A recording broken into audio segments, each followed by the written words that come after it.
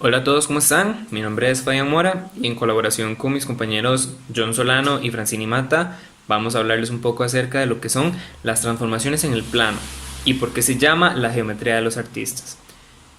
La geometría de los artistas significa que en la antigüedad las transformaciones en el plano no eran utilizados tanto por los matemáticos sino por estos artistas, debido a que ellos tenían una necesidad de plasmar la realidad tridimensional en un plano de dos dimensiones, que vamos a llamar sus pinturas o sus retratos. Iniciando, podemos ver en lo que es como nuestra tabla de contenidos o en lo que nosotros vamos a identificar como las ideas que necesitamos.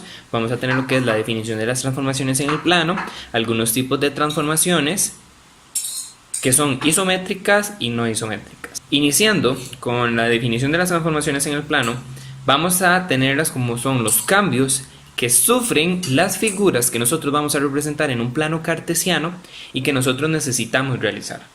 Entre las que existen vamos a tener los tipos de transformaciones isométricas. ¿Qué significa isométricas? Isométricas es iso, que significa igual, y métrica, que significa medida. Eso significa que la transformación va a hacer que la figura que nosotros tenemos siga teniendo las mismas dimensiones que iba a presentar al inicio. Y en cambio las no isométricas es que nos puede generar un cambio en lo que son los valores de las medidas de nuestras figuras. En el primero vamos a tener la reflexión como una transformación isométrica. ¿Por qué? Porque vamos a entender la reflexión como si fuera un reflejo de nuestra figura con respecto a un eje de simetría. El eje de simetría nosotros podemos utilizarlo según el plano cartesiano como que sea alguno de los ejes coordenados, ya sea el eje de las X o el eje de las abscisas o el eje de las Y o el eje de las ordenadas, también se le llama. Este eje de simetría lo que nos va a hacer es una especie de espejo, por lo tanto va a quedar reflejada llamando nuestra primera imagen, o vamos a llamar nuestra figura principal como una preimagen, y la reflexión se va a llamar una imagen, y estos puntos van a estar reflejados en el otro lado del eje de simetría. Por ejemplo, vamos a tener un triángulo que tiene tres vértices, y los vértices son el A, que tiene las coordenadas 5,2, el B, que son las coordenadas 3,5, y el C, que son las coordenadas 1,3. Vamos a reflejarlo con respecto al eje de las ordenadas. Como habíamos dicho anteriormente, el eje de las ordenadas es el eje de las Y. ¿Cómo vamos a realizar esta reflexión? Lo que vamos a hacer es que vamos a ubicar cada uno de los puntos y vamos a trazar una perpendicular hacia el eje de las ordenadas o el eje de las Y. Al trazar esta perpendicular, lo que vamos a hacer es que vamos a medir la distancia que hay desde el punto que conecta la perpendicular con el eje y el punto que estamos tratando de reflejar. Por lo que vemos en la figura, vamos a tener que el punto B está a una distancia de 3 unidades, el punto C está a una distancia de 1 unidad y el punto A está a una distancia de 5 unidades.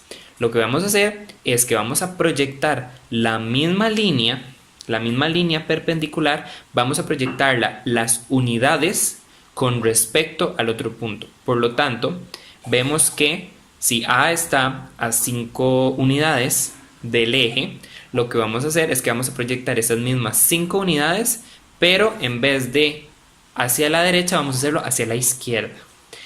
Y eso pasa con los otros dos puntos también. Por lo tanto, vamos a tener una imagen reflejada del triángulo anterior, teniendo que nuestro nuevo punto A' va a tener las coordenadas menos 5,2, el punto B' va a tener las coordenadas menos 3,5 y el punto C va a tener las coordenadas menos 1,3. Esa es una de nuestras transformaciones. La siguiente que vamos a tener es la traslación. La traslación lo vamos a entender como que hay un vector que nos va a trasladar el punto por medio del plano. Entonces vamos a representarlo de esta manera, que entonces el vector va a ser la unión o el rayo donde el inicio es el punto que nosotros tenemos y al final va a ser la imagen de ese punto trasladado. Por lo que vemos en el ejemplo, dice que dado un punto Z, cuyas coordenadas son el menos 2,2, ¿cuáles van a ser las coordenadas del punto Z si se le va a aplicar una traslación de vectores que el vector trasladado es menos 1,4? Vamos a saber que para trasladar vamos a sumar o restar las coordenadas en X y en Y según corresponda. Por lo tanto, las coordenadas en X vamos a restarlas porque ambas son negativas. Por lo tanto, nos va a quedar menos 2 menos 1 y las coordenadas Y las vamos a sumar. Entonces, estas van a ser 2 más 4. Por lo tanto, el nuevo vector o el punto Z más bien va a tener las coordenadas menos 3,6. Mi nombre es John Solano y yo les voy a explicar lo que es la rotación y luego lo que vendría siendo la homotesia. Entonces, lo primero que tenemos sería en la rotación un punto O y un punto A, y si los unimos formamos un segmento. Luego vamos a colocar un ángulo y por este medio vamos a rotar lo que sería el punto A con respecto a este punto O para llegar a lo que podemos observar ahí como un punto A'.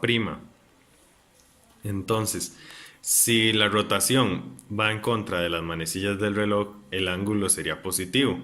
Pero si esta rotación está a favor de las manecillas del reloj, el ángulo sería negativo. En esta otra diapositiva podemos observar ciertas fórmulas, las cuales nos sirven para obtener los valores después de aplicar la rotación. Entonces no voy a hablar mucho de esto, ya que estas fórmulas sería de aplicarlas en su momento cuando necesitamos aplicar rotaciones ya sean de 90 grados, de 180 grados, de 270, de 370, etcétera. Y con esto obtendríamos donde se encontraría el punto A'. La homotesia es, por ejemplo, tenemos un segmento que el primer punto sería O y el punto final sería A. Entonces, si nosotros queremos, ya sea hacer más grande o más corto este segmento, lo tenemos que multiplicar por un factor al cual le vamos a llamar K. Si este factor se encuentra entre 0 y 1, por ejemplo 0,5, y al multiplicar esa distancia OA por 0,5 me lo va a reducir a la mitad. Entonces, si se encuentra entre 0 y 1, va a reducir la distancia. O sea, el punto A' se va a encontrar entre 0 y A. Y por otro lado, si es mayor a 1, lo que tendríamos sería un punto por fuera de esa misma recta o ese mismo rayo. Y ese se llamaría igual A', como lo vemos en el ejemplo, y esa distancia sería todavía mayor que el segmento OA. Esto ha sido todo, espero que hayan entendido muy bien el tema de las transformaciones en el plano.